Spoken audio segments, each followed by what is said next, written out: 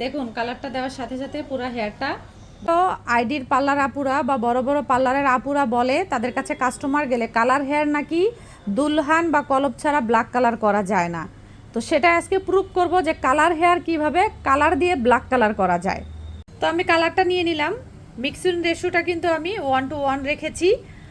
আর যদি কারো কালার সম্পর্কে ডিটেলস জানতে হয় আমাদের হেয়ার কালারে জয়েন্ট করতে পারেন, হেয়ার কালারের যে কোর্সটা আছে সে কোর্সে জয়েন্ট করতে পারেন। তো মিক্সিং রেশিওটা এমন হবে, দেখুন এইভাবে মিক্স করে ফেলবো। তো একটি ফয়েল পেপার নিলাম এবং তার সাথে নিয়ে নিলাম হেয়ারের যে মিশ্রণটি ছিল কালারের সেটা। দেখুন অলরেডি কিন্তু ব্ল্যাক কালার চলে আসতেছে, অলরেডি কিন্তু ব্ল্যাক কালার চলে আসতেছে, এখানে কোনো কলপও নাই, কোনো দুলহানও নাই। আর এই হেয়ারটা আপনারা রিবন্ডিং করতে আপনাদের কোনো কষ্টও হবে না। কালারটা অ্যাপ্লাই করার সাথে সাথে কিন্তু হেয়ারটা ব্ল্যাক কালার হয়ে গেছে, আর আমরা কোনো কলপ বা দুলহান ব্যবহার করি নাই। এটা একটা ভালো মানের হেয়ার কালার ব্যবহার করেছি। এই কালারটা দেওয়ার পরে কিন্তু আপনারা হেয়ারটা রিবন্ডিং বা কেরাটিন বোটক্স যা ইচ্ছা করতে পারবেন।